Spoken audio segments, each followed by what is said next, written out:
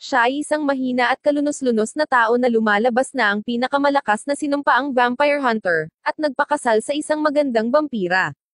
Daan-daang taon na ang nakalilipas, ang mga vampira at ang mga tao ay nagkaroon ng isang labanan at sa halip na magkaroon ng isang laban sa boxing, sila ay nauwi sa isang malaking digmaan kung saan ang mga vampira ay nalipol.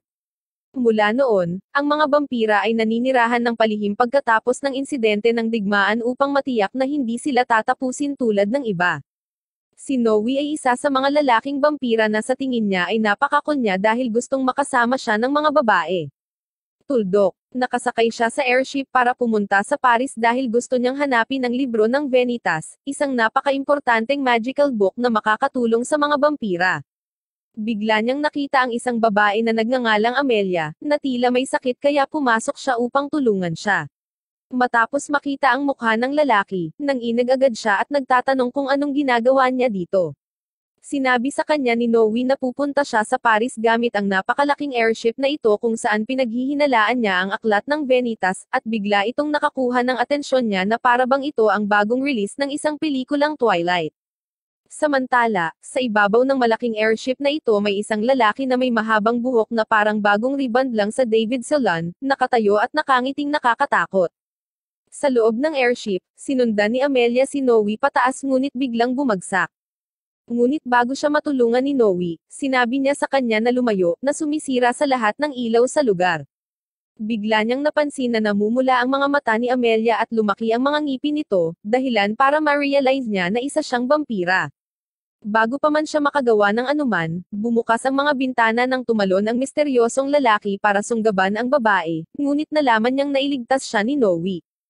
Ipinakilala ng lalaki ang kanyang sarili bilang Ban, at sinabihan si Noe na ibaba ang babae at umalis dahil hindi niya gusto ang mga mukha na tulad niya. Pero sinabi ni Noe sa kanya na gusto ng mga babae ang mabubuting lalaki at tiyak na pipiliin niya siya kaysa kay Ban. Ikinagalit nito ni Ban at agad siyang tumalon pasulong gamit ang kanyang talem, halos matamaan si Noe habang siya ay gumagalaw pabalik ng may kagandahang loob, iniiwasan ang bawat pag-atake na ibinato ni Ban sa kanya.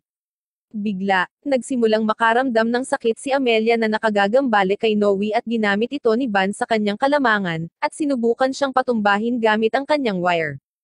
Hindi napatumba si Noe at inihagis ang babae sa hangin bago umiwas pabalik, at pagkatapos ay sinuntok palabas si Ban at siya ay lumilipad at bumagsak sa lupa na ikinatuwa ni Noe. Bumangon si Ban mula sa lupa at napagtanto na si Noe ay isa ding vampira, at isang napakalakas. Habang si Noe ay nagsimulang tumakbo kasama ang babae sa isang kagubatan na umaasang sa wakas ay makakagawa ng aksyon. Biglang nabalisa ang dalaga dahil ang isang itim na multo sa kanyang isipan ay kinis siya sa kanyang mukha. Ang babae na ito ay nagsimulang umiyak habang si Noe ay sumusubok na bumalik para tumawag ng doktor. Bago pa man siya makaalis, kumapit si Amelia sa kanyang likod at nang maisip ng babae na hindi makagalaw si Noe, kinagat ni Amelia ang kanyang leeg at sinimulang sipsipin ang kanyang dugo. Sinubukan ni Noe na tumakas habang si Amelia ay nagsimulang mabalisa, at ang mga itim na galame ay bumubulusok sa kanyang paligid at inaatake si Noe bago humawak ng isang grupo ng mga tao. Nang akala ko ay magiging 18 plus na ang kwento dahil sa mga galame na iyon, pumasok si Noe at sinisira ang saya sa pamamagitan ng paghawak sa kanya at pagtatangkang itulak siya pabalik habang ang iba ay tumakas. Napagtanto ni Noe na hindi niya dapat pinasipsip ang kanyang dugo habang tinutulak siya nito pabalik. Muntik na siyang tapusin ni Amelia nang biglang kumidlat at pareho silang bumagsak sa kanilang mga sarili. Habang si Ban ay nagpapakita sa pagitan nila na parang alpha male, sinabi niya kay Noe na ang babae na ito ay sinapian ng espiritu na siya lamang ang makakapaslang. Si Amelia ay nagsimulang magpalaki ng mas maraming galame, ngunit nagpakita ang isang lalaki na may isang baril sa mga crowd at pinutol ang mga galame nito. Tinanong ni Noe si Ban kung siya ay isang pari mula sa simbahan at tatapusin siya, ngunit sumagot si Ban na hindi siya maaaring maging pari dahil wala siyang interes dito, at sinasabing siya ay isang doktor na ang specialty ay nakikitungo sa mga nasa Nebuen. Bigla niyang inilabas ang kanyang magarbong maliit na asol na libro na agad na nagpahanga kay Noe, habang pinagmamasdan ang mga itim na pabalat sa loob at napagtanto na ito ang aklat ng Vanitas. Agad na ginamit ni Ban ang kanyang mahiwagang spell, at binigay sa dalaga ang pinakamalaking sakit ng kanyang buhay na nagbibigay sakit sa espiritu sa loob niya habang umaalis ito sa kanyang katawan. Si Noe ay nabigla nang makita ang kanyang tibay at pagganap habang ang babae, tulad ng ibang babae, ay pinipili ang higit sa magandang lalaki. Nakatitig lang si Noe nang biglang may dumating na mga pulis na laging huli sa mga eksena, at inuutusang sumuko. Ngunit sinubukan ni Van na takutin sila sa pamamagitan ng pagsasabing ibibigay niya sa kanila ang kanyang kasawian. Ngunit nauwi sa pagkatisod at pagkahulog sa airship. Nakapagtataka, tumalon din si Noe sa airship at tinupad ang kanyang kagustuhan sa pamamagitan ng paghawak sa binti ni Van, habang pareho silang nahuhulo habang nakatingin sa Blue Moon, na medyo romantikong tignan. Pero sinabi ni Van wala siyang hilig sa mga lalaki. Pagkatapos nilang mahulog, kinuha ni Noe si Van mula sa lupa at nagsimulang magtanong tungkol sa kung gaano siya kalakas para itaboy ang espiritu sa katawan ng babae. Ngunit sinabi ni Van na siya ay mula sa Alabama at nagkaroon ng maraming pagsasanay pabalik sa kanyang tahanan. Sinabi ni Van na gusto niyang iligtas ang lahat ng mga vampira, at sinabihan si Noe na tulungan siya sa pamamagitan ng pagiging bodyguard niya dahil si Van mismo ay tao lamang na madaling masawi. Tinanggap ni Noe ang alok, at pareho silang naging team matapos ang kanyang pagpayag. Kinabukasan, inaresto sila at inilagay sa kulungan dahil sa pagpasok sa airship habang natutulog silang dalawa. Sinabi ni Noe kay Van na narito siya dahil sinabihan siya ng kanyang guro na pumunta sa Paris upang hanapin ang magic book na Venita, at alamin ang tunay na katangian nito. Sinabi sa kanya ni Van na ang kanyang guro ay medyo walang isip dahil hindi niya sinabi sa kanya kung ano ang dapat niyang gawin kapag nakita niya ito. At napagtanto ni Noe na tama siya. Bago siya makapag-isip pa, dumating ang pulis at sinabi sa kanila na may isang mayamang politiko ang tumulong na palayain sila mula sa bilangguan, at hiniling sa kanila na makipagkita sa kanya. Pareho silang lumabas ng kulungan at kaagad na nabighani si Noe sa isang ganap na hindi makatotohanang mukhang Paris. Sinabihan siya ni Van na magpatuloy sa paggalaw ngunit si Noe ay patuloy na nabibighani, at kahit na sinusubukang lumapit sa ilang mga bata. Ngunit nahuli siya ni Van at kinaladkad siya. Pagkaraan ng ilang sandali, pumasok sila sa isang magarbong mukhang hotel at ipinaliwanag ni Van na pagkatapos ng digmaan, ang mga vampira ay natalo ngunit pinahihintulutang mabuhay kung hindi sila kailanman umatake ng ibang tao. Mula noon ilang mga vampira ang naninirahan kasama ng mga tao, at ang reyna ay nagtalaga ng isang vampira na politiko upang mapanatili ang mga katahimikan na ito. Pumasok sila sa silid ng politiko, at agad silang sinubukang salakayin ng dalawang vampira na huminto lamang malapit sa leeg ni Van na nagsasabi sa kanya na kumatok bago pumasok. Sinabihan sila ni Van na tumahimik habang ang bokal na politiko ay nagsasabi sa kanila na tumayo. Ang bokal na politiko ay nagtanong kung si Van ay ang tao na may aklat ng Venitas, habang si Noe ay sumusubok na makipaglaro sa isang pusa at nasample. Kalmadong naglalakad si Van at umupo sa sofa na parang isang alpha male, at sinabihan ng politiko na ibalik lahat ng gamit nila kasama na ang libro ng Venitas at si Amelia. Mahinahong tumugon si Bokal na hindi maaaring payagang mabuhay si Amelia dahil siya ay sinapian, at sinubukang salakayin ang mga tao. Ipinagpatuloy niya na siya ay tatapusin ng mga ito upang matiyak na hindi mangyayari iyon. Pilit na sinasabi ni Noe na inosente si Amelia, habang si Van ay umupo lang at sinabing Dynamo na siya gamit ang kanyang libro. Inilabas ni Bokal na politiko ang libro, at sinasabing ang librong ito ay hindi magical, habang sinasabi ni Van na si Bokal ay walang brain cells para malaman kung paano ito gamitin. Ang Bokal na politiko na ito ay nagsabi kay Van na pahihirapan nila siya hanggang sasabihin niya sa kanila ang kanyang tunay na intensyon, at sinabi ni Van na gusto lang niyang iligtas ang mga vampira. Dahil dito, nagagalit sila at nagsimula silang magtalo sa isa't isa na nag-trigger ng post-traumatic kay Noe, at sinipa niya ang desk palayo sa galit bago kinuha ang libro mula sa Bokal na politiko. Sinabi niya sa kanila na ang lahat ng sinapian ng mga vampira na kamakailan ay nakita ay dahil sa isang taong sumusumpa sa kanila, at nangako na hahanapin at dalhin ang tao na iyon sa harap nila at haharapin siya ni Van gamit ang kanyang libro. Tumingin si Bokal sa kanya at sinasabing may isang araw silang haharapin ang isyong ito kung hindi ay tatapusin nila si Amelia. Pareho silang lumabas ng kwarto habang hinahagis ni Noe ang libro sa mukha ni Van, na nagsasabi sa kanya na kailangan nilang hanapin ang salarin kahit anong mangyari. Nagsimulang tumawa si Van sa vampira na ito, na nagsasabing dapat siyang influencer sa panahon ng kanyang libreng oras na humihingi ng mga foot pics. Pagkalabas ng hotel, nakipagkita sila kay Dante, na tagapagbigay alam ni Van, at sinabi sa kanila na mayroon siyang impormasyon tungkol sa pumaslang na kamakailang pumaslang ng 9 na tao. Nakiusap si Van sa kanya para sa impormasyon at binayaran siya, pagkatapos ay sinabi niya kay Van at Noe na sundin ang paniki. Ang paniki ay umaalis at agad na kinuha ni Noe si Van, at nagsimulang tumalon sa mga gusali gamit ang kanyang mga kakayahan sa vampira. Nagsimula siyang tumakbo sa ibabaw ng mga gusali habang sinasabi sa kanya ni Van na ilang buwan na ang nakalipas, ang vampirang ito ay lumabas mula sa mga anino at nauwi sa pagpaslang sa 9 na tao. Si Van ay hinahabol lamang siya ngunit nagpa siya na tulungan si Amelia sa daan upang makakuha ng isang magandang babae.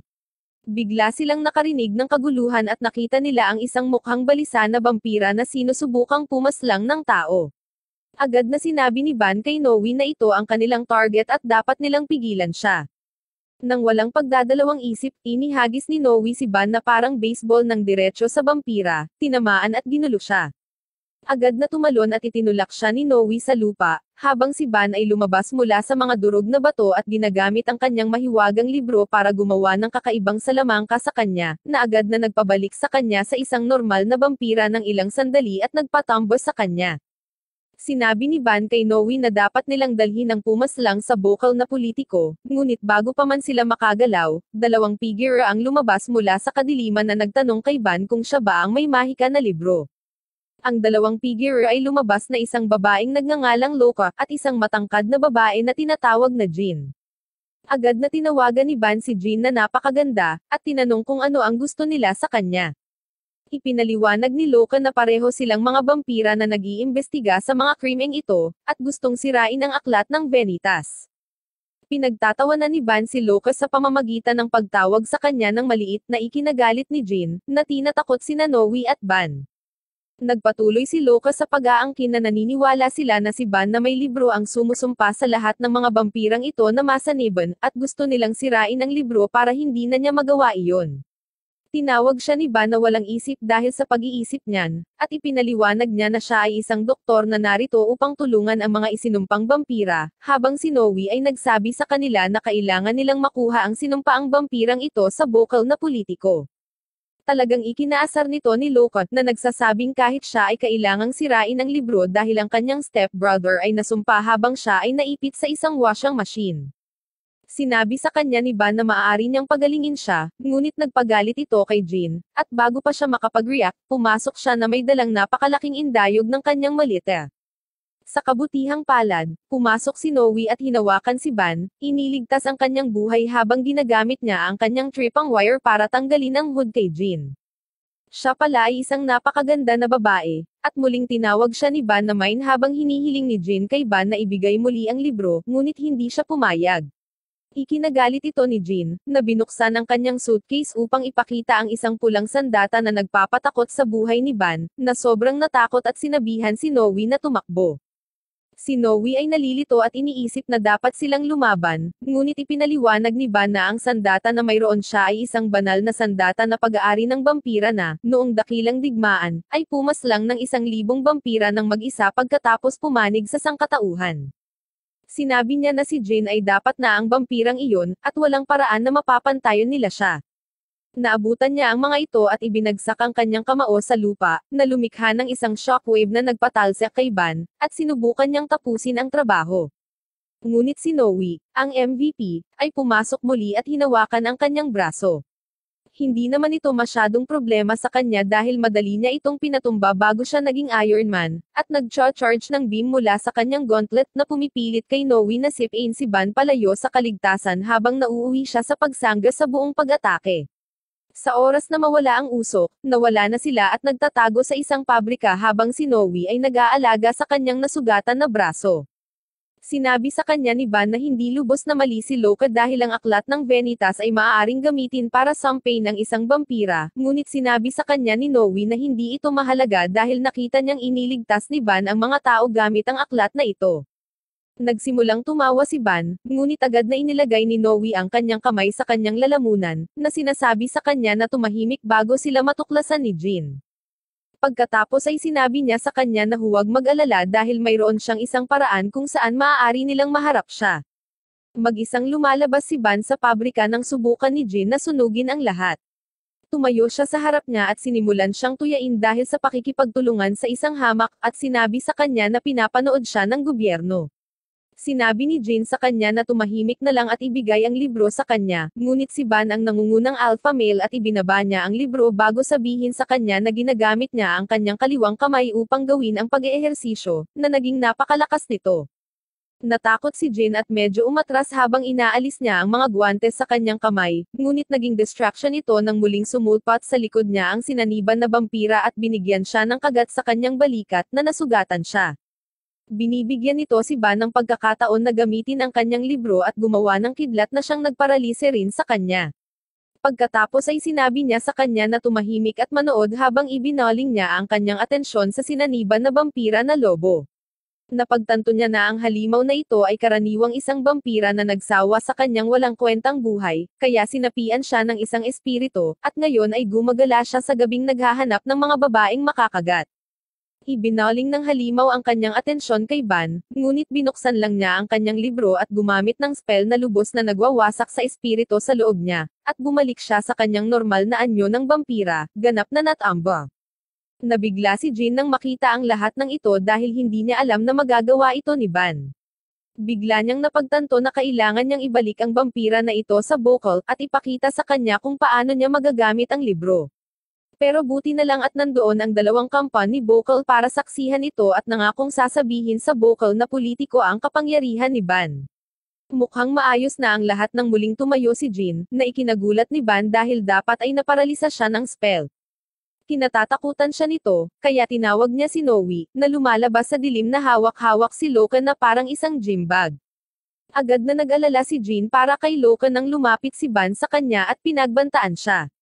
Nakatayo roon si Noe na hindi marinig ang kanyang sinasabi, ngunit naalala niya kung paano niya sinabi sa kanya na hanapin si Loka gamit ang kanyang ilong at dalhin siya sa harap ni Jin.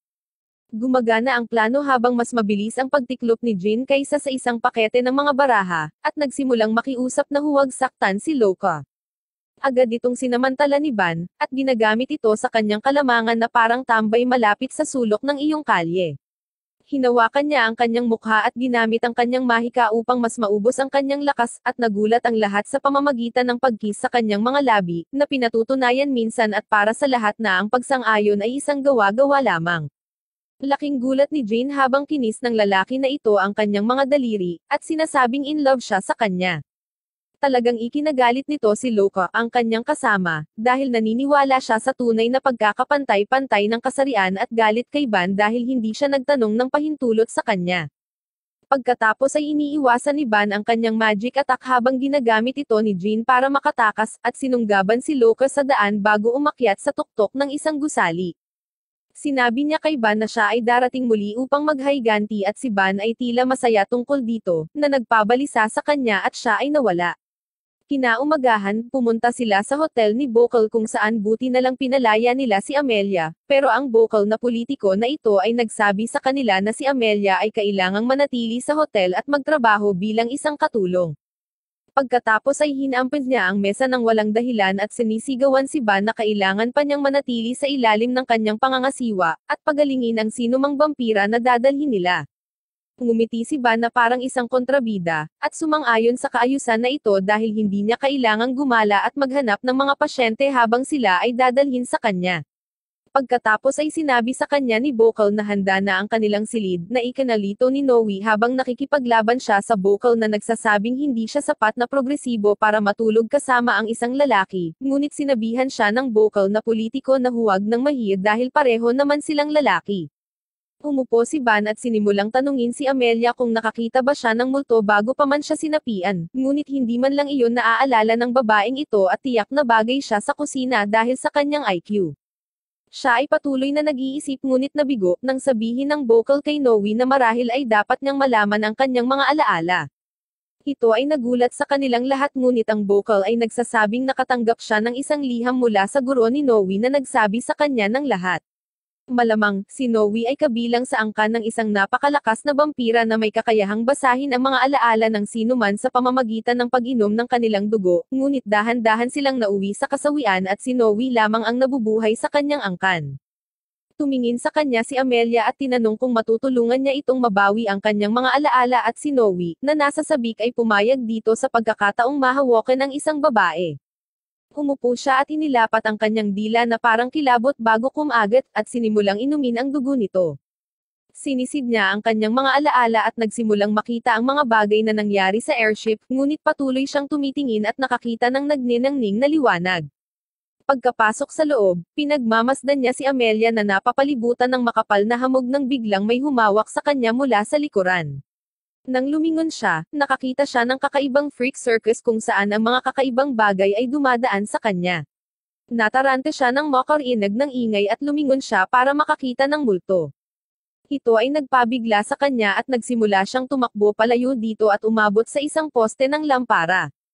Humihinga ng husto, tumangala siya para lamang masindak muli sa multo na direktang lumapit sa kanya at kinagat ang kanyang ulo. Bigla nitong ibinalik si Noe sa realidad habang humihinga siya ng malalim, at sinabi kay Ban na nakita niya ang multo. Si Ban ay nag-iisip tungkol dito nang biglang bumukas ang mga pinto, at isang babae ang pumasok sa silid na tinatawag ang kanyang sarili na dumi at sinasabing siya ay nobya ni Noe. Agad na pinabulaanan ito ni Noe, na sinasabing hindi niya siya jowa ngunit ang babae ay lumapit sa bokal at sinabi sa kanya na kailangan niyang hiramin si Noe bago siya lagyan ng kwelyo, na talagang ginagawa siyang jowa niya. Dinala niya siya sa isang tindahan na nagsasabi sa kanya na kailangan niyang dumalo sa isang sayaw, at kailangan niyang maging partner niya. Dumaan sila sa isang lihim na daanan patungo sa portal na nag-uugnay sa mundo ng tao at vampira. Papasok pa lang sila, at biglang sumugod si Ban sa likod nila at tumalon din sa portal. Sa kabutihang palad, hinawakan siya ni Noe at nagsimulang sumigaw na ang mga tao ay hindi pwede sa mundong ito, ngunit sinabi ni Ban sa kanya na pakalmayan ang kanyang mga puso dahil maraming beses na siyang narito. Tila nagmamadali si Dumi at sinabihan si Noe na mag-move on at tumingin kay Ban, bago sabihin na siya ay isang napaka-peculiar na tao. Naglalakad sila sa labas upang makita ang isang napakalaking magandang vampire city, na may mga paniki na lumilipad sa paligid ng pulang kalangitan. Naglakad sila ng ilang sandali at sa wakas ay narating na nila ang karwahe ni Dumik kung saan dinala niya si Noe sa loob habang si Ban ay nakaupo sa labas na naghihintay sa kanila. Agad niyang sinimulan ang pag-alis sa kanyang damit ngunit si Noe ay isang walang isip, at nagsimulang humingi ng tawad sa pagsasama niya kay Ban. Pagkatapos ay lumapit si Dumi sa kanya at kinalas siya, bago inilabas ang kanyang damit ng kaunti at pinahintulutan si Noe na sipsipin ang kanyang dugo. Nanatili sa labas si Ban na parang isang magaling na wingman na masaya na sa wakas ay nataman na ng kanyang kaibigan ang jackpot.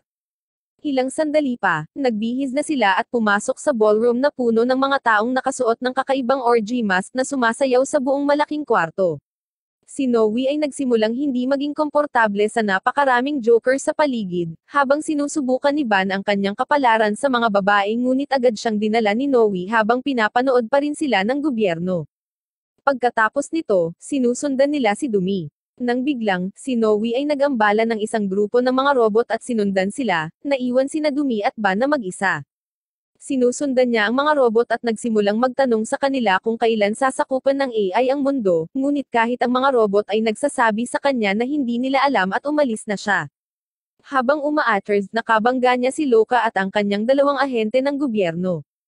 Pareho silang nabigla nang makita ang isa't isa, at tinanong ni Loka kung sumusunod ba siya sa kanya na parang kilabot ngunit agad na itinanggi ito ni Noe. Ang mga ahente ay nagsimulang magtanong kung ang taong ito ay nakakagambala kay Loka ngunit agad niyang sinabi sa kanila na si Noe ay kanyang kaibigan at kailangan nilang mag-usap. Dinala niya paalis si Noe, habang nagpa siya si Dumi na samantalahin ang pagkawala ni Noe at pinapasok si Ban sa loob ng isang kwarto at isinara ang pinto. Masayang nag-iisip si Ban na makukuha niya ang jackpot ngayon, ngunit si Dumi ay nagtatapos sa pagpapakita sa kanya kung ano ang isang dominatrix at itinali siya sa dingding bago hinagisa ng kutsilyo sa kanyang ulo. Iniisip pa rin ni Ban na ito ay isang kakaibang eksena, ngunit si Dumi ay lumapit sa kanya at tinutukan siya sa mukha, nagtatanong kung sinusubukan niyang samantalahin si Noe. Patuloy niya itong binabato ng kutsilyo na nagtatanong kung bakit sinusubukan ng isang taong tulad niya na tumulong sa mga vampira. Sa wakas, nakakalis siya sa mga tanikala at sinabi sa kanya na papatunayan niya ngayon na nasa kanya ang tunay na aklat ng Vanitas. Pagkasabi niyo na tumalon siya sa balkonahe at dumapo sa chandelier bago sinigawan ang lahat ng vampira na tumingin sa kanya. Pagkatapos ay ibinalita niya na ang kanyang pangalan ay Ban, at mayroon siyang aklat ng Vanitas na kinatatakutan ng lahat. Maraming mga vampira ang mukhang hindi familiar sa lalaki na ito, ngunit tinanggal niya ang kanyang manggas upang magpakita ng asol na marka sa kanyang braso, na nagpapatunay sa lahat na siya ang real deal. Sa katunayan, ang mga vampira ay agad na nag-aalala, at ang ilan sa kanila ay naghahanda upang tapusin siya. Ngunit agad na inilabas ni Ban ang kanyang mahika na libro at ipinagtanggol ang sarili. Pagkatapos ay sinisigawan niya ang lahat na kahit na kaya niyang sirain ang sumpa sa sinumang vampira sa silid na ito, hindi niya gagawin iyon. Sa halip, siya ay isang doktor na gustong magpagaling sa kanila at nagtatanong kung sino man ang may anumang sumpa. Hindi natuloy ang kanyang pananalita, at biglang lumabas ang pinuno ng mga vampirang ito na nagngangalang Veronica at agad na nagpa siya na tapusin si Ban. Sa kabutihang palad para sa kanya, dumating si Jean sa mahigpit na pagkakahawak at iniligtas siya sa pamamagitan ng pagsira sa chandelier at dinala siya sa bubong. Si Ban ay ganap na nagulat sa kanya, ngunit ibinagsak siya ni Jean, na nagsasabi sa kanya na huwag siyang kausapin. Bigla na lang siyang naging kakaiba habang naririnig ang malakas na ingay sa ballroom. Walang ideya si Noe kung ano ang nangyayari nang biglang sumulpot ang isang grupo ng mga isinumpang vampira, at nagsimulang umatake sa lahat. Si Noe ay tumakbo kasama si Loka, at sa wakas ay nahanap nila ang dalawang ahente ng gobyerno na tumakbo patungo kay Loka, ngunit nauwi sa pagkapaslang ng dalawang lalaki. Ang isa sa kanila ay si Wolverine mismo, na umatake kay Loka ngunit hinaranggan ni Noe ang pag-atake at itinapon siya. Agad na umatake ang isa, ngunit tumabi si Noe at tuluyang nabasag ang kanyang espada at ibinagsak siya sa pader. Nagpa siya si Wolverine na gamitin ang kanyang walang humpay na pag-atake ng combo, ngunit si Noe ay masyadong nalulupig at iniiwasan ang lahat ng ito bago siya sinipa.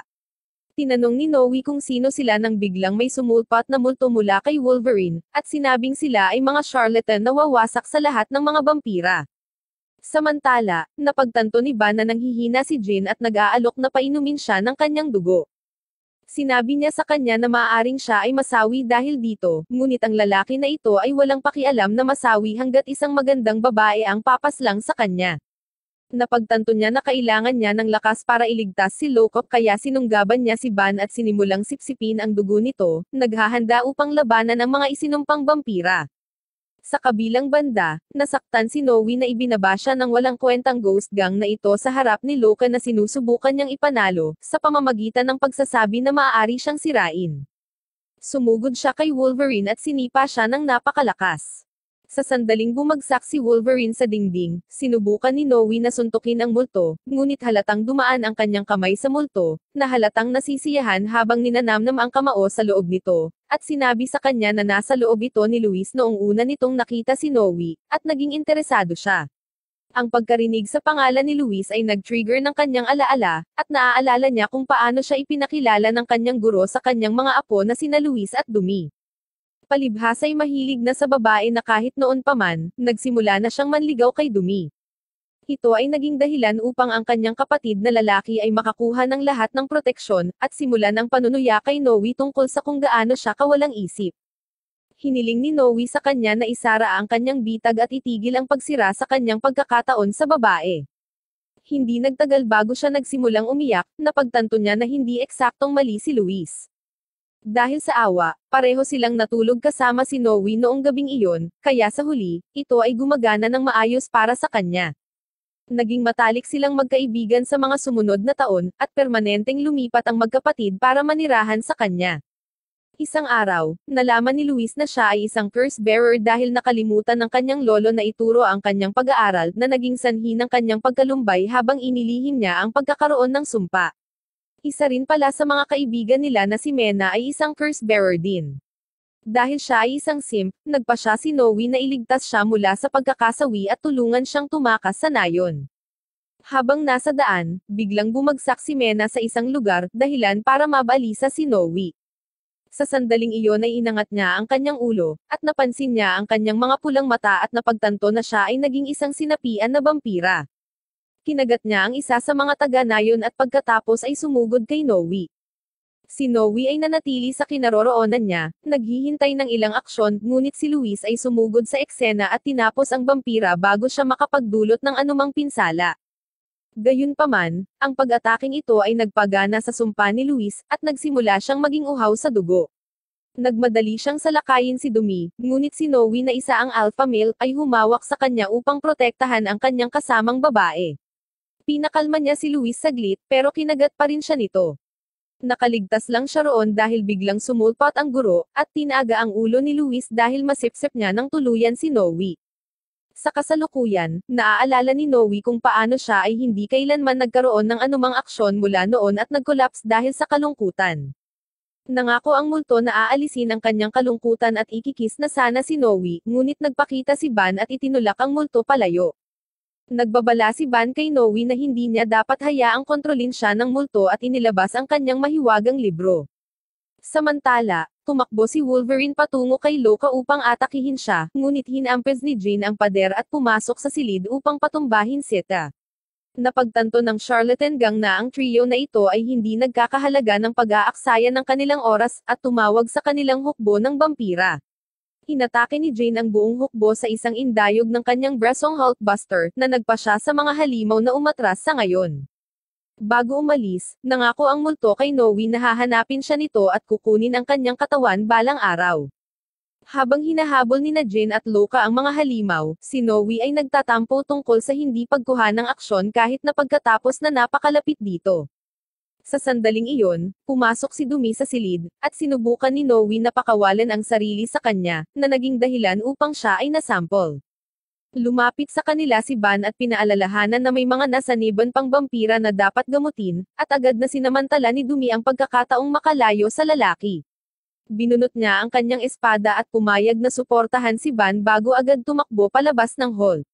Sinundan sila ni Noe, at sa sandaling makita nila ang unang pasyente, hinawakan niya si Ban at tumalon pababa sa balkonahe patungo sa lokasyon. Inihagis ni Ban ang kanyang magic book at binigyan ang babae ng isang gamot na napakabise kaya't siya ay bumagsak sa sahig. Habang ang mga lalaki ay nakatayo roon na nag-e-enjoy sa tanawin, hiniling sa kanila ni Dumi na igalaw ang kanilang sarili dahil may nakita siyang isa pang pasyente sa loob. Nagmamadali silang pumunta sa pinangyarihan, at nakarinig sila ng malalakas na helanghing mula sa loob ng isang kwarto. Pagpasok nila, may nakita silang vampira na may kasamang ibang babae. Sinabi ni Ban na hindi maganda ang kanyang nakikita, at itinulak si Noe palayo bago inilabas ang kanyang libro. Naasar dito si Noe, at nang maabot ng vampira ang kaligtasan, hinawakan niya ang kwelyo ng doktor. Ang kanilang pag-aaway ay nag-ambala ng isang dominatrix na nagpakita sa pintuan. Gumagawa siya ng mga icicle mula sa sahig upang salakayin sila, ngunit tumalon sila sa tamang oras. Habang tumatakbo sila palabas ng hall, nakita nilang nakatali si Dumi. Ang kasiyahan ni Noe na makita ang napakagandang tanawin niya sa isang lugar ay hindi nagtatagal dahil sinusundan sila ng dominatrix palabas at walang tigil ang paglansad sa kanila ng mga yelo. Ang isa sa mga ito ay nataman ang paa ni Ban at nagsimulang magyelo sa kanyang lugar. Nang malapit na siyang maging estatwa ng yelo, nagpakita ang kanyang amo at tinapik siya dahil sa maling paggamit ng kanyang kapangyarihan. Sinabi niya sa Panginoon ang tungkol sa posibilidad na ang libro ni Ban ay sumusumpa sa mga vampira, na ikinagalit niya, at siya mismo ang nagtakdang patumbahin si Ban. Si Noe ay humakbang upang iligtas ang kanyang wingman at humiling sa Panginoon na umatras. Sa sandaling iyon, pumasok si Loka, at napagtanto nila na ang Panginoon ay ang kanyang tiyuhin, si Roth. Matapos malaman na magkaibigan silang lahat, tinunaw ni Roth ang yelo at pumayag na kunin ang mga lalaki sa ilalim ng kanyang gabay at sanayin sila. Para umusad ang usapan, si Noe, na ngayon ay pagod na pagod salamat sa kanyang mga pagliligtas, ay nahimatay. Binuksan niya ang kanyang mga mata sa isang magarbong silid pagkaraan ng ilang oras, at agad na hinanap ang kanyang kasamahan. Nasasaktan ang ego ni Ban sa katotohanang naramdaman ni Noe na kailangan siyang protektahan at suriin siya. Bumunot siya ng kutsilyo para atakihin ang lalamunan ni Noe, ngunit napahawak lang siya sa kanyang palso. Tinanong ni Noe kung anong ginagawa niya at masaya na okay siya, nangangako na makakasama niya si Ban sa lahat ng oras. Sina Ban at Noe ay pumunta upang makipagkita kay Roth sa kanyang opisina, kung saan sinabi niya sa kanila na nalaman niya na ang mga charlatan ay malamang na balak kunin si Loka. Sinabi niya sa kanila na si Loka ay isang malapit na tagapayo sa Reyna, at ang paglabas sa kanya ay napakalaking tulong sa hindi mabilang na mga maharlika na maisakatuparan ang kanilang mga tiwaling plano. Agad na pinakiusapan siya ni Ban na dalhin sila sa Reyna dahil naniniwala siya na siya ang nagdudulot ng sumpa. Sinimulan niyang suruan ang Reyna upang pukawin si Roth, at bilang isang resulta ay pinalayas siya sa kastilyo kasama si Noe, kasama ang isang banta. Bumalik sila kay Bokal at nagulat sa kanya tungkol sa mga kamakailang nangyari. Habang ang Bokal ay asor sa kanya, hindi na lang siya pinapansin ni Ban dahil abala siya sa pagsasabi kay Noe tungkol sa kung paano nabubulag ang mga vampira sa galit kapag nainsulto ang Reyna. Idinagdag niya na si Loka ay kalmado sa panahon ng insidente kahit na nagtaas ng kanyang mga pulang bandila. Nang maglaon sa araw na iyon, ang impormante ni Ban na si Dante ay nagdadala ng higit pang impormasyon upang ibenta sa doktor. Sinabi nila sa kanya na noong nakaraang gabi nakita nila ang isang may dala ng sumpa na may dinukot sa harap ng kanilang mga mata, at nabugbog ng husto nang sinubukan nilang pigilan ito. Inabot nila sa kanya ang isang butones na pinunit nila mula sa Amerikana nang dumukot habang nakikipaglaban. Agad na nakilala ni Ban ang simbolo bilang ang anti-vampire unit ng simbahan. Nang gabing iyon, hindi makatulog si Ban at lumabas upang imbestigahan ang mga pagdukot. Si Noe, na nahuhumaling sa kanya, ay napansin ito at sumama sa kanya kaagad. Binubuksan ni Ban ang lock ng simbahan nang marinig ng dalawang pari ang ingay at lumabas sila para tingnan ito. Itinatali sila at inalis ang suot ng mga lalaki, ngunit dahil wala na silang maraming oras upang masiyahin ang kanilang mga gawain, inilagay na lamang ang kanilang mga damit bilang isang pagbabalat kayo. Binuksan ni Ban ang isang pintuan patungo sa mga underground tunnel, at sinabi kay Noe na ang headquarters ng anti-vampire unit ay nasa mga piitan mula noong digmaan. Habang ginalugad nila ang mga piitan, nakasalubong nila ang isang kapitan ng unit. Nagpapanggap silang mga inosenteng nawawalang pari at nag-aalok siya na ibalik sila sa kanilang pinanggalingan. Bagamat may pagdududa siya tungkol sa kanila, pagkaraan ng ilang sandali, nilinlang ng tusong gwardya si Ban at ikinulong siya sa isang selda. Walang pag-aaksaya ng oras, pagkatapos ay binato niya ang isang anti-vampire flash grenade kay Noe na nagpagulo sa kanyang paningin, at nagpapakita ng kanyang pagkakakilanlan bilang isang vampira. Ang kapitan ay dinaig ng uhaw sa dugo upang tapusin ang kanyang mortal na kaaway, at tinurukan ang sarili ng mga vials upang magawang ganap na sirain si Noe. Sa kabila ng pagkakaroon ng zero vision at pakiramdam ng sakit, tumayo si Noe upang harapin ang gwardya. Pagkatapos ay sinubukan siyang kumbensihin ni Ban na tumakbo, at nang makita ang kanyang pag-aalala ay nainis si Noe at binanggit ang kanyang pangalan. Sa sandaling marinig ng kapitan ang kanyang pangalan at makilala siya bilang ang taong hinahanap nila upang iligtas siya mula sa mga vampira, nasaktan si Ban na itinuring siya ng kapitan na walang iba kundi si Noe at napakamot sa kanyang mukha. Habang patuloy na sinusubukan ng kapitan na iligtas si Ban, nabawi ni Noe ang kanyang paningin at naghahanda na siyang tapusin. Napansin ito ng kapitan at sumugod kay Noe gamit ang kanyang dalawang talim na sibat sa Godspeed. Halos hindi siya nagawang iwasan ni Noe, ngunit ang kapitan ay patuloy na umaatake sa kanya nang hindi siya binibigyan ng anumang oras upang huminga. Pagkatapos ay tumalon siya sa hangin at hinampes ang vampira ngunit napunta sa lupa, habang si Noe ay tumalon pabalik. Nang siya ay muling tumayo, inilabas ng kapitan ang kanyang mga panghagis na kutsilyo at hinampes ang mga braso ni Noe gamit ang isang malakas na paghagis. Pagkatapos ay ginawa niyang letigo ang kanyang sibat at tinamaan si Noe. Hinawakan ito ni Noe para pigilan ito, ngunit nakuryente siya ng kapitan sa pamamagitan ng pag-activate ng nakaimbak na kuryente sa letigo. Habang si Noe ay napaluhod, sinugod niya ito upang hagupitin ngunit nagawa ni Ban na makatakas sa kanyang selda at pumasok sa laban. Nahuli nito ang kapitan at sinamantala ni Noe ang pagkakataong hawakan ang kanyang kamay at ihagis siya sa dingding. Sa pagkakaalis ng alikabok, napansin ng kapitan na nakatakas na ang mga lalaki. Sakto namang pumasok ang dalawa niyang kasama, at sinabi niya sa kanila ang nangyari. Ang trio ay nagtatakda ng pangangaso sa mga nanghihimasok. Si Ban at Noe ay nagtatago sa isang koridor sa kailaliman ng piitan, kung saan inamin ni Ban na pumunta siya rito dahil may hinahanap siya. Sinabi niya sa kanya na ang pangalan ng kanyang target ay si Morio, na ang pagkahumaling sa pananaliksik sa vampira ay naging sanhi ng kanyang pagkabalisa. Sa kalaunan ay pinatalsik siya nito sa simbahan, ngunit ang button ay tumuturo sa isang abductor na pinahusay ng eksperimento ni Morio. Samantala, ang kapitan ay naglabas ng isang anunsyo tungkol sa mga nanghihimasok, habang siya ay lumabas kasama ang kanyang kasama upang hanapin sila mismo. Nadatnan niya ang kanyang mga tauhan na nakahiga sa sahig na walang malay, ang kanilang mga robot na gwardya ay lahat ay tumalikod sa kanilang Panginoon na naging tunay na takot sa pag-aalsa ng AI.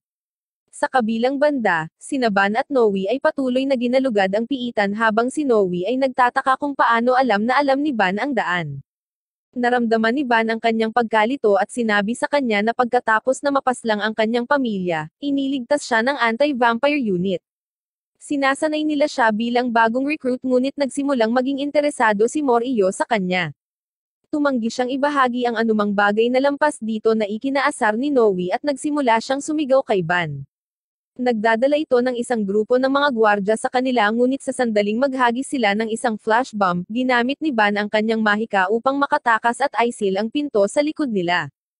Pagkatapos ay nakaisip si Noe ng isang plano at ang mga lalaki ay lumabas na pagpapanggap na si Ban ay bihag ni Noe. Ang mga kapitan ay agad na kumbinsido sa kanilang pag-arte at isa sa kanila ay sumugod kay Noe. Ang vampira ay inihagis ang kanyang kaibigan sa hangin upang siya ay mawala sa paraan ng kanyang pakikipaglaban, at tumalon pataas habang ang gwardya ay umatake gamit ang kanyang palakol. Pagkatapos ay ginamit niya ang kanyang likod upang gamitin ang kanyang sarili upang tumalon ng mas mataas, at naglulunsad ng isang sipa sa ulo ng isa pang kapitan. Sa sandaling hindi na makagalaw ang kapitan, sinimulan niyang makipagtalo sa kanya dahil nakita niyang napaka-cute niyang makipag-away. Sa kalaunan, sinabi niya sa kanya na si Mor-Iyo ay buhay pa, at ang kanyang mga eksperimento ay nagiging sanhi ng pagkabalisa ng mga vampira. Nakuha nito ang atensyon ng kapitan, at agad siyang nag-alok na samahan sila sa pagtalo sa siyentipiko. Dinala sila ni Ban sa lugar ni Mor-Iyo, at sa sandaling mabuksan nila ang pinto, sinalubong sila ng confetti.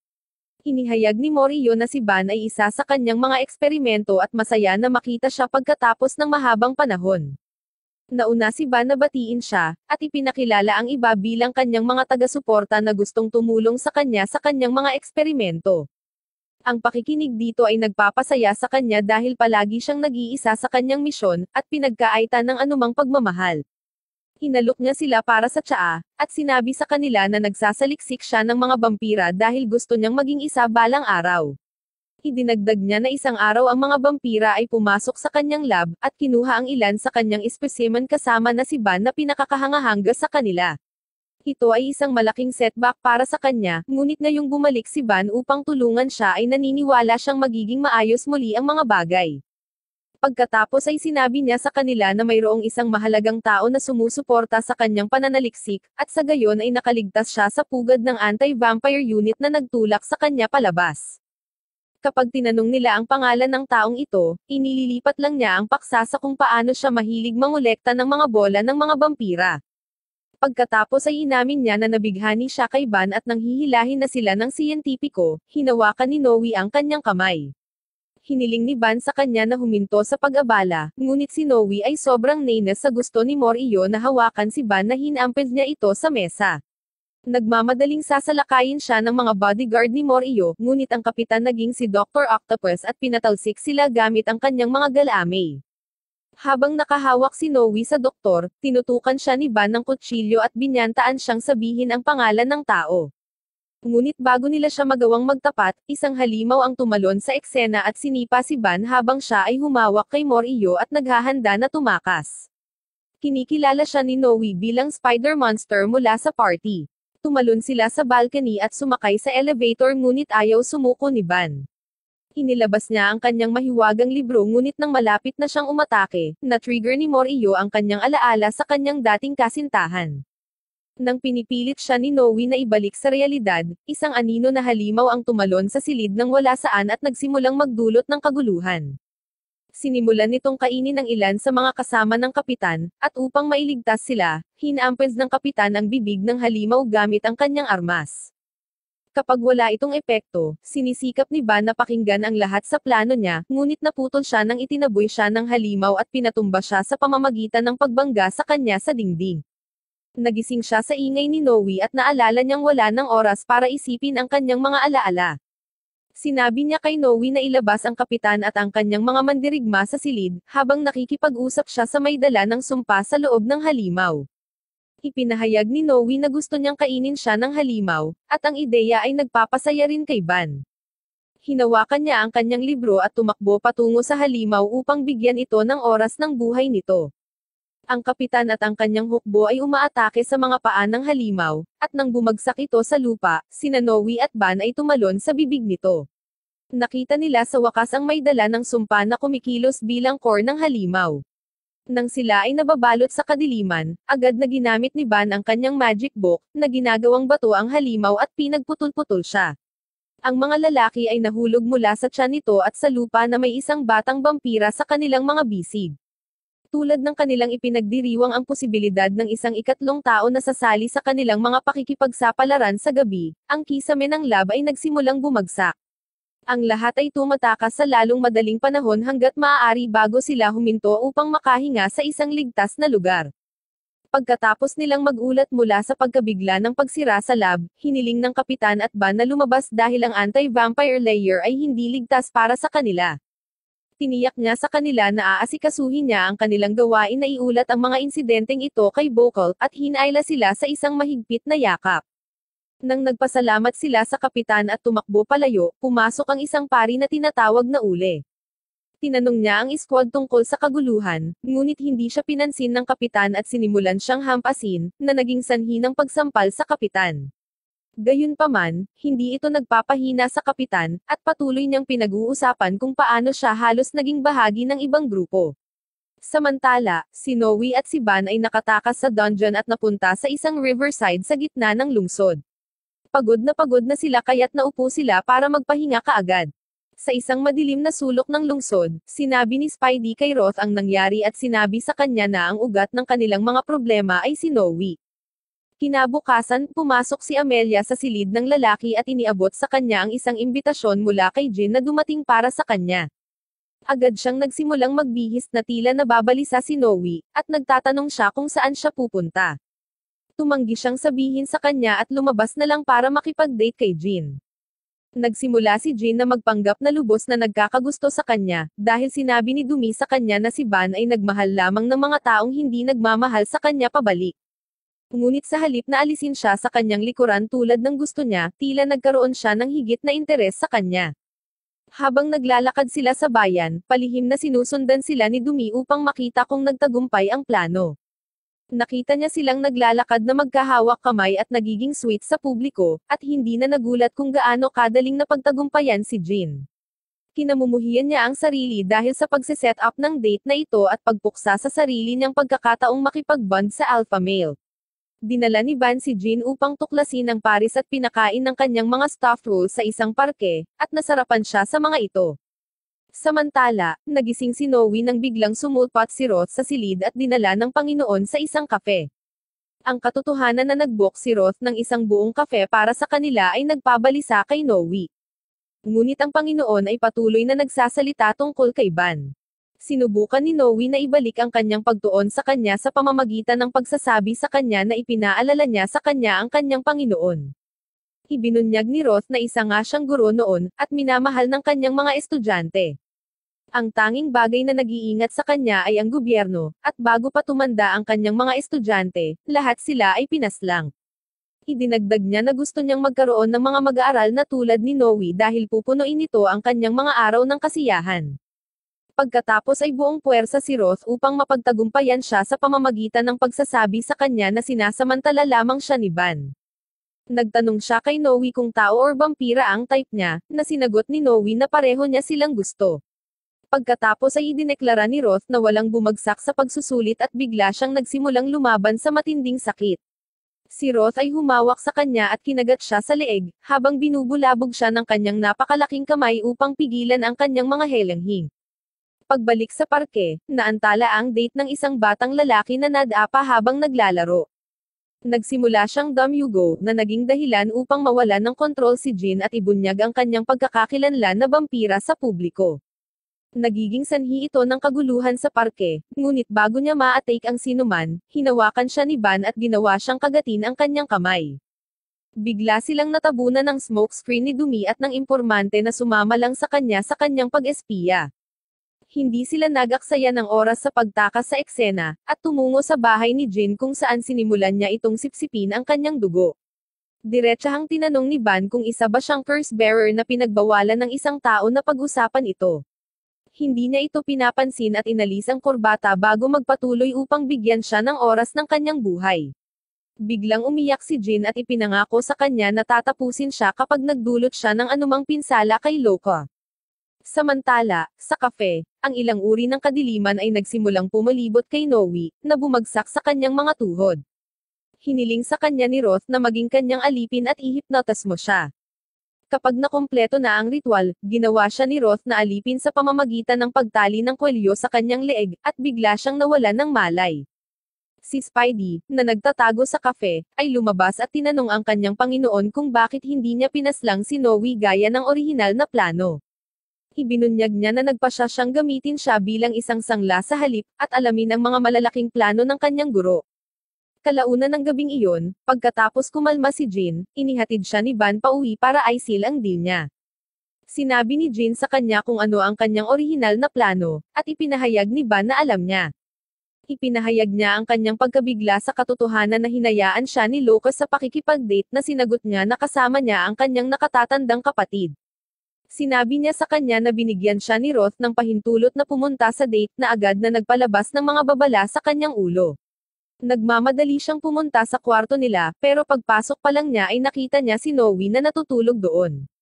Nagising ang vampira at tinanong siya kung bakit siya mukhang nag-aalala, ngunit hiniling ni Van sa kanya na isara ang kanyang bibig. Bumalik sa kalye, naghihintay pa rin si Jin na bumalik si Van nang lapitan siya ni Roth. Sinabi niya sa kanya na nakarinig siya ng mga ulat tungkol sa isang vampira na nagdulot ng kaguluhan sa parke, at sa makatuwid ay nagmamadaling mag-check-in. Nakiusap si Jin sa kanya na patawarin siya dahil hindi siya nag-ask ng consent bago kinagat ang taong kinagat niya. Pinatawad niya ito at ibinalot sa kanya ang kanyang coat bago niya ito pinauwi sa kanya. Sa simbahan, nakita ni Ule ang kapitan na nakaupo sa library at nagbabasa tungkol sa kasaysayan sa pagitan ng mga tao at mga vampira. Nang tanungin siya ni Ule kung ano ang dahilan ng paggawa nito ngayon pagkatapos ng lahat ng oras na ito, sinabi sa kanya ng kapitan na inaasahan niyang makahanap ng isang bagay na lubos niyang napalampas noon dahil sa bagong malawak na pananaw na natamo niya. Ang isa sa kanyang mga tauhan ng hukbo, si Gardo, ay humiling kay Ule na huwag mag-alala dahil naging tapat siya.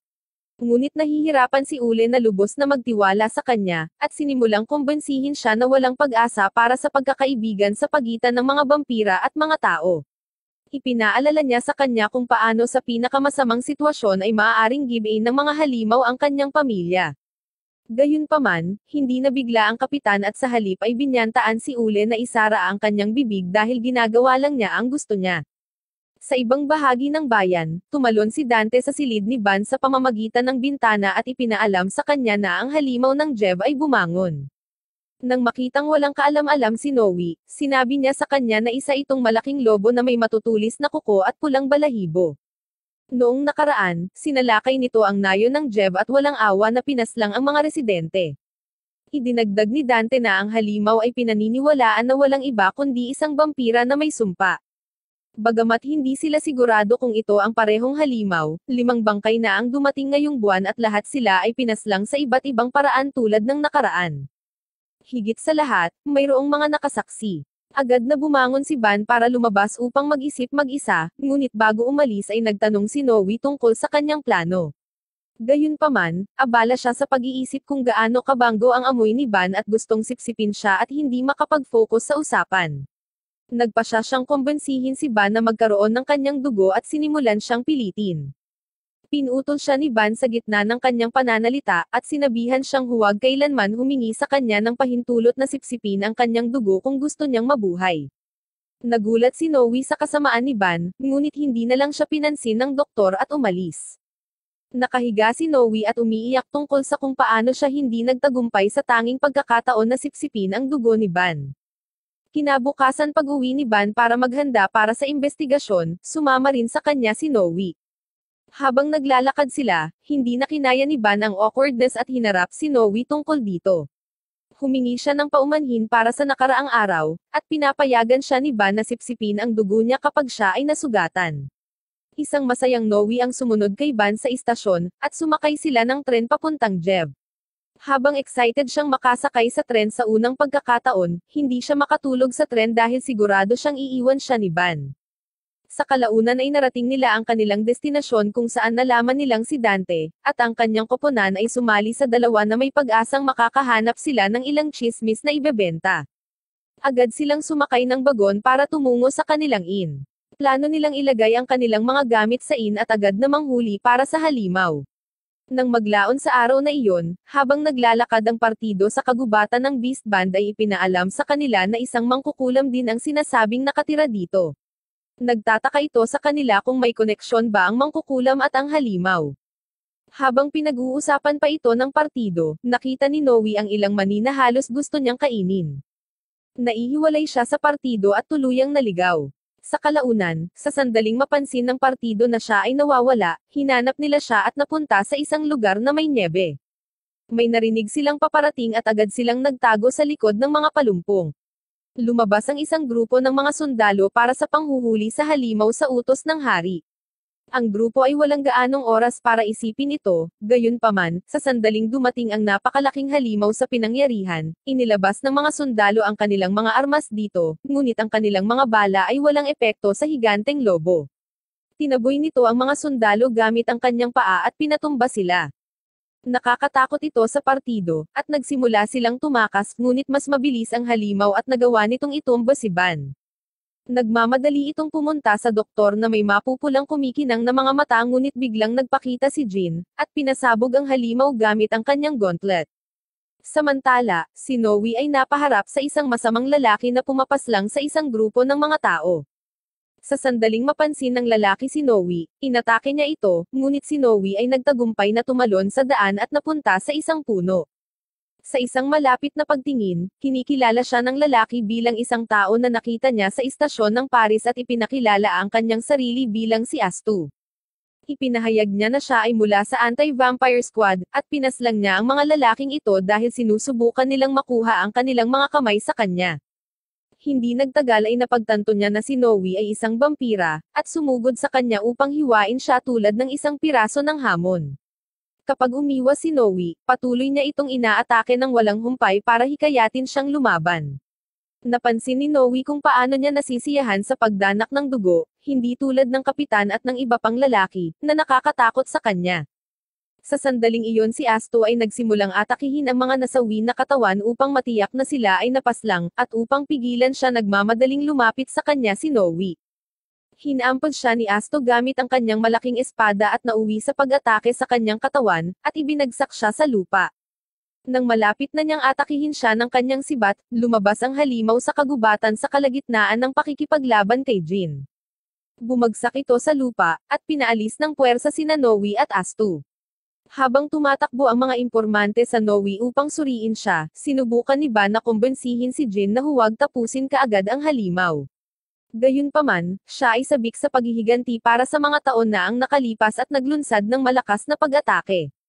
Si Astu na nanunood nito mula sa malayo ay sigurado na siya ang Hellfire Witch, at nagmamadaling makita ang labanan. Sa background habang nangyayari ang mga pagsabog, sinusubukan ni Van na hikayatin si Astu na labanan siya, sinisigurado nitong si Noe ay malayang umalis, pigilan si Jean para mailigtas ni Van ang sumpa na tagadala. Sa kabilang banda, si Jean ay tumatakbo sa paligid ng halimaw, umiiwas sa mga pag-atake nito, at kalaunan ay nakakamot sa leeg nito. Naglulunsad siya ng isang atake mula sa kanyang gauntlet upang mapunta ang pangwakas na atake, ngunit itinapon siya ng puwersa. Sa sandaling iyon ay nagpakita si Noe, at ipinaalala sa kanya ang napakaraming may dalang sumpa na nailigtas upang mag-udyok sa kanya na ihinto ang laban. Sinabi lang niya na tungkulin niya na isagawa ang sumpa na tagadala, at umakyat sa kanyang mga balikat na pinulupot ang kanyang mga binti sa kanyang leeg.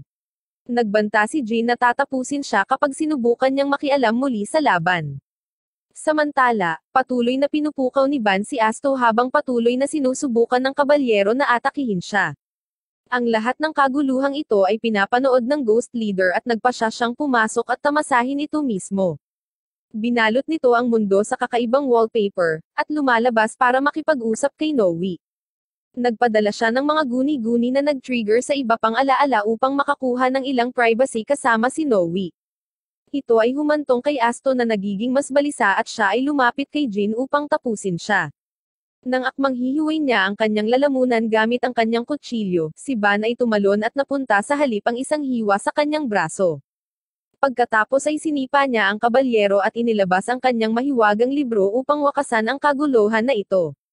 Gayunpaman, bago niya makumplito ang spell, ang libro ay natambos sa kanyang kamay ng isang lumilipad na kutsilyo. Ang libro ay bumagsak sa lupa, at ang nagresultang pagsabog ay nagpatambos sa lahat at kinakain ang guni-guni na mundo habang ang mga bagay ay huminahon.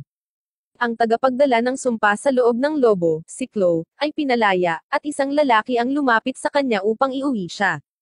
Pagkaraan ng ilang sandali, nakita ni Jin si Ban at nang mapansin niyang nolesan siya, nag-alok siyang sipsipin ito.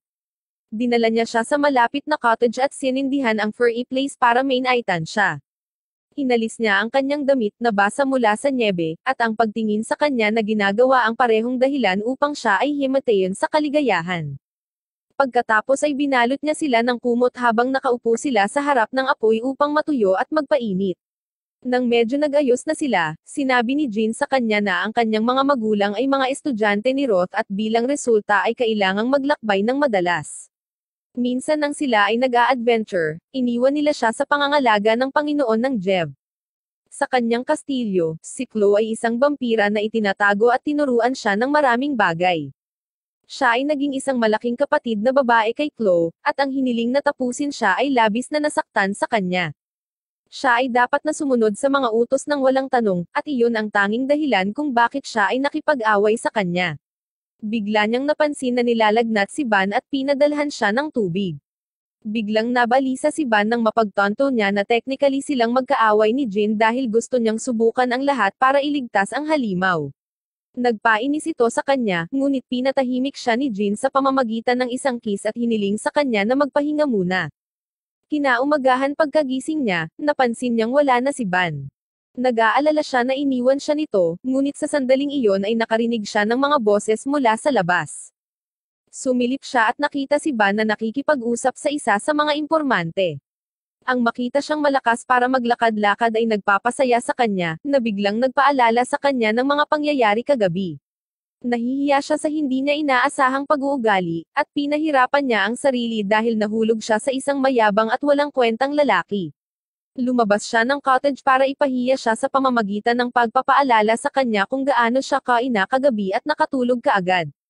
Paghakbang pa lang ni Jane para batiin siya, napansin niyang bumalik na siya sa normal at sa halip ay siya na ang medyo walang modo na lalaki. Napansin ng impormante na si Johnny ang awkwardness na ito, at sinimulan niyang kausapin sila na sinusubukang makakuha ng ilang tsismis. Nag-ambala sila ni Dante na naghahanap sa kanila mula noong labanan kahapon. Sinunggaban niya si Johnny at itinulak ito sa lupa para yakapin siya. Dahil si Noe lang ang wala roon, nagtataka si Ban kung saan siya tumakbo. Narinig ito ni Dante at ipinaalam sa kanya na siya ay kinuha ng bruha kasama ang libro ni Ban. Sinubukan niyang sundan ang mga ito, ngunit napansin siya ng mga ito at kailangan niyang tumakbo palayo bago siya matuto ng marami. Habang naghahanda ang grupo para sundan sila, inilabas ni Ban ang kanyang punyal kina Dante at Johnny.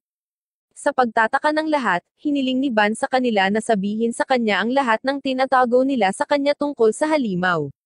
Dahil binayaran na niya ang buong halaga ng pumayag si Dante na sabihin ang lahat sa daan, hiniling ni Ban kay Jin na akayin sila sa lugar ni Chloe dahil sigurado siyang siya ang mangkukulam. Samantala, si Asto ay sumilong sa isang kuwebo sa kagubatan kung saan siya natagpuan ng isa sa kanyang mga tauhan. Agad siyang hiniling ni Asto na sundan siya sa kastilyo ng mangkukulam upang tapusin ang kanilang gawain. Sa kastilyo, nagising si Noe sa paglapit sa kanya ni Chloe at agad siyang itinulak palayo upang maiwasan ang anumang gulo mula sa gobyerno.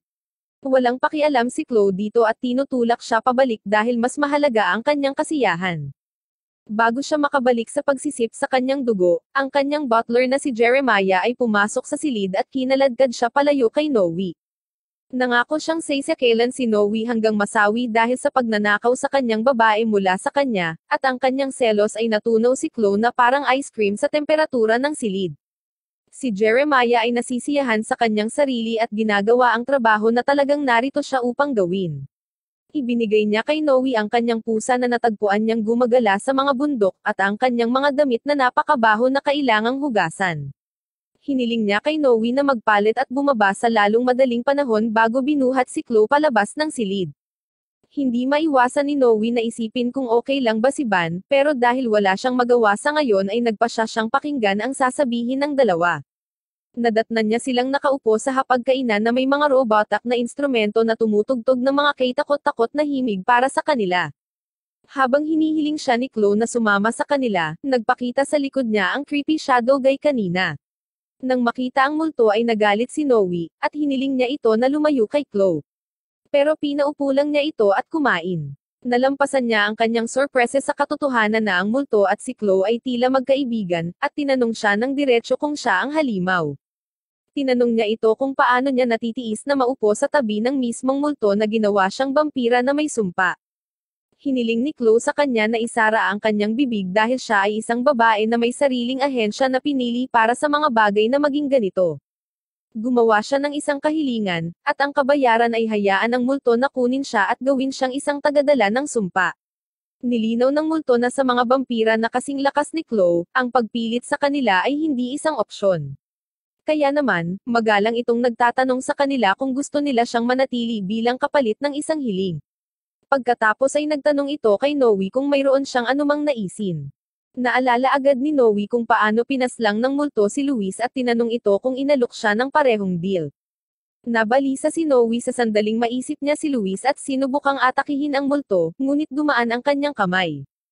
Pagkatapos ay tumalon siya sa mesa at sinubukang hawakan ito, ngunit kapag hindi niya magawa, mas nagalit siya at itinapon ang lahat sa mesa. Agad namang umakyat si Chloe at hinampad siya sa pader dahil sa pagkasira ng tanghalian niya. Nang magkamalay siya, napadpad siya sa kusina kung saan may niluluto si Jeremiah. Humingi siya ng tawad sa nangyari at tinanong siya kung nasaan si Chloe. Sinabi sa kanya ni Jeremiah na kasama niya ang multo at hiniling sa kanya na lumayo. Ngunit hindi maaaring hayaan ni Noe ang isang batang babae na mag-isa sa isang mapanganib na halimaw.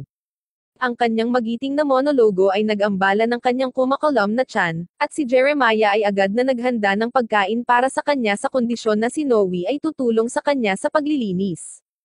Humigop siya ng sopas at agad na napagdesisyonan na nahanap na niya ang kapareha niya kay Jeremiah. Lumapit siya kay Jeremiah at nagsimulang kumanta sa ibabaw ng sopas habang nagpapasalamat sa kanya sa pagliligtas sa kanyang buhay. Samantala, sa kagubatan, sinabi ni Dante sa iba na ang pamilya ni Chloe ay nagsasagawa ng pagsasaliksik sa formula ng mundo kahit na mahigpit na ipinagbabawal ito ng simbahan. Ang pananaliksik sa kalaunan ay humantong sa pagbuo ng isang aparato na maaaring baguhin ang formula ng mundo, na tinatawag na alteration engine. Iyon ang nagbunga ng halimaw sa Jev, at ang dahilan kung bakit ang mga vampira at mga tao ay nahuhumaling dito ay upang pag-aralan pa ito. Tahimik na tinanong ni Ban si Dante kung kanino siya nagtatrabaho, at dahil walang punto sa pagsisinungaling, sinabi niya sa kanila na tumanggap siya ng mga utos mula sa isang Panginoon na nagngangalang Francis. Gusto niyang malaman kung talagang umiiral ang makina at inatasan si Dante na isali si Ban dahil sa kanyang reputasyon. Kung mayroon man, hahanapin ito ni Dante at ibalik sa kanya sa palasyo. Sina Jeremiah at Noe ay nagkasundo, at napunta sila sa isang castle tour. Ipinakita ni Jeremiah kay Noe ang mga larawan ng pamilya ni Chloe, at sinabi sa kanya na ang bawat isa sa kanila ay napaslang sa pag-atake ng halimaw. Si Chloe ay nabubuhay ng napakatagal at binabantayan ang bawat henerasyon ng pamilya. Tinanong niya si Noe kung nais ng kanyang mga tao na saktan siya, ngunit nilinaw ni Noe na ang kanilang kalaban ay ang multong anino. Sinabi niya sa kanya ang tungkol sa kapangyarihan ni Ban at sinabi kay Jeremiah ang posibilidad na tuluyang mapaalis ng demonyo si Chloe mula sa mga multo. Tinanong niya siya tungkol sa pagpili ni Chloe na sumuko sa multo, at agad na inilunsad ni Jeremiah ang kanyang kwento. Sinabi niya kay Noe na siya ay umiiyak araw-araw bago dumating ang multo at siya ay ganap na walang magawa para gamaan ang pakiramdam niya. Nang mag-alok ang multo na patigilan siya sa pagiging malungkot at pumayag siya, tumabi na lang siya, dahil sa puntong iyon ay ayos lang sa kanya ang kahit anong makapagpaalis ng sakit niya. Ang gusto lang niya ay makasama siya habang buhay at siguraduhing maaalagaan siya. Sa isa pang silid, kino-question ng multo ang desisyon ni Chloe na iwan si Jeremiah na mag-isa kasama si Noe. Hiniling niya sa kanya na huwag mag-alala at hayaan ito dahil bihirang pagkakataon para kay Jeremiah na makatagpo ng ibang tao.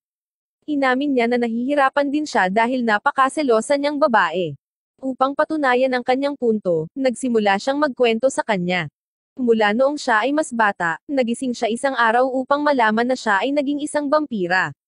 Sa sandaling ginawa ng halimaw na hindi matatag ang formula ng mundo, nagsimula rin itong magkaroon ng epekto sa mundong ito, at iyon ang naging sanhi nito. Hiniling sa kanya ng kanyang ama na huwag ipaalam sa sino man na siya ay isang vampira at nangakong gagawin siyang tao muli. Ang kanyang katawan ay tumigil sa pagtanda, at sa gayon ay kailangan niyang itago sa mundo upang maiwasan ang paghihinaler.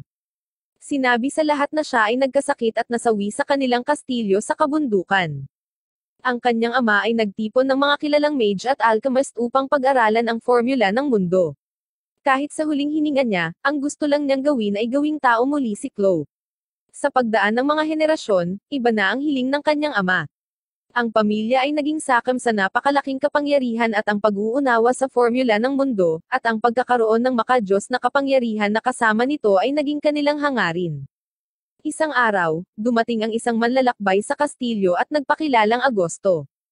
Para sa kanya, siya ang kauna-unahang vampirang nakilala niya at sa excitement ay nagsimulang ibuhos ang lahat ng sikreto sa kanya. Sinabi niya sa kanya na ang pakikipag-ugnayan sa formula ng mundo ay nangangailangan ng isang medium, at pinili ng kanyang pamilya ang tunog upang maging kanila. Ipinakita niya sa kanya ang mga tala at tila naniniwala siya na ang paggawa ng alteration engine ay tiyak na posible. Sinabi ni Agosto na ito lamang ang kanilang paraan para sa isang mas maliwanag na hinaharap para sa mundo. Bago ang kanyang pakikipagkaibigan kay Agosto, hindi niya talaga naisip ang tungkol sa mundo. Ang tanging mundo na alam niya ay ang kastilyo at ang mga bundok na nakapalibot dito. Tinuruan siya ni Agosto tungkol dito, at sinabi sa kanya na ang mga vampira ay nakikibakal laban sa simbahan upang mabuhay sa labas ng mundo. Ang mga vampira ay tinutugis at ang mga tao ay pinahihirapan sa pinakamaliit na hinala. Nang tanungin niya kung kaninong panig siya, sinabi sa kanya ni Agosto na hindi siya kabilang sa dalawa. Sinabi niya sa kanya na gusto niya ang mga vampira gaya ng pagkagusto niya sa mga tao, at sa makatuwid ay nais niyang wakasan ang digmaan sa pagitan nila. Naiinggit siya kung paano nito nasasabi ang nasa isip niya, ngunit naramdaman din niyang malapit din ito sa kanya. Nang umalis siya, ang tanging magagawa niya ay maghintay sa kanyang pagbabalik. Ilang sandali pa, dumating si Jean sa kastilyo at inilagay sa ilalim ng kanyang pangangalaga habang wala ang kanyang mga magulang. Isang araw, sinabi niyang nakakita siya ng isang kamanghamanghang lugar mula sa bintana at tumakbo sa kakahuyan upang hanapin ito. Hiniling niya kay Chloe na sumama sa kanya at habang siya ay natatakot at nag-aalangan, tumakbo siya sa likod niya. Hinanap niya si Jane pero wala na siya. Biglang tumalon mula sa pinagtataguan ang dalaga at pabiro siyang pinatumba sa lupa. Ang kagandahan ng mga bulaklak at kagubatan ay labis na naantig kay Chloe at nagpaluha sa kanyang mga mata. Ito ang unang pagkakataon na hindi niya pinansin ang utos ng kanyang ama na huwag nang lumabas, at hindi niya ito pinagsisihan kahit kaunti. Nakita niya ang napakalaking bughaw na kalangitan at ang kagandahan ng kalikasan sa unang pagkakataon na naging sulit ang lahat.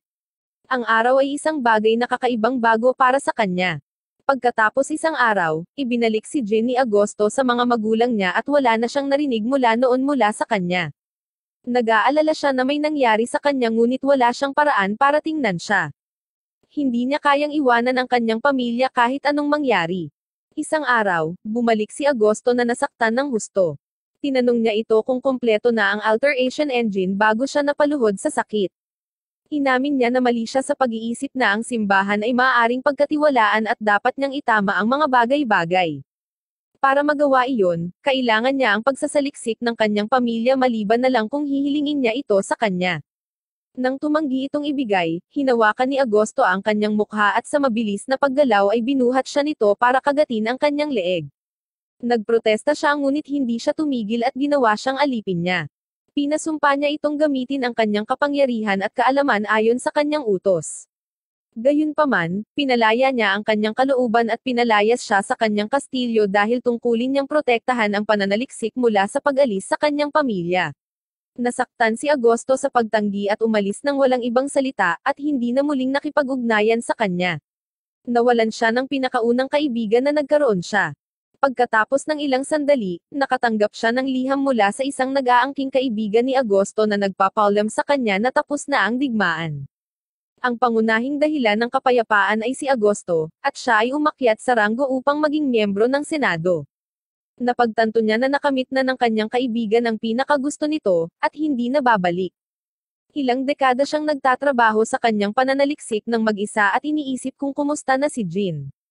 Minsan, habang inaantala niya ang pag-andar ng makina at labis na namimiss si Jean, nagpakita ang multo at nag-alok na alisin ang mga problema niya. Nag-hallucinate siya at naniwala na siya ang pumaslang kay Jean, at para kumpirmahin ang kanyang takot ay narinig niya ang isang grupo ng mga manlalakbay sa malapit na nag-uusap tungkol sa pagkasawi ni Jean. Tumakbo siya mula sa takot-takot na multo ngunit nagtagumpay ito sa pagpilit sa kanya na humingi sa kanya ng isang kahilingan. Si Chloe ay naging isang halimaw sa pamamagitan ng kanyang sariling pagpipilian para sa isang dahilan, at hindi siya susuko hanggat hindi niya nakakamit ang lahat ng kanyang mga layunin.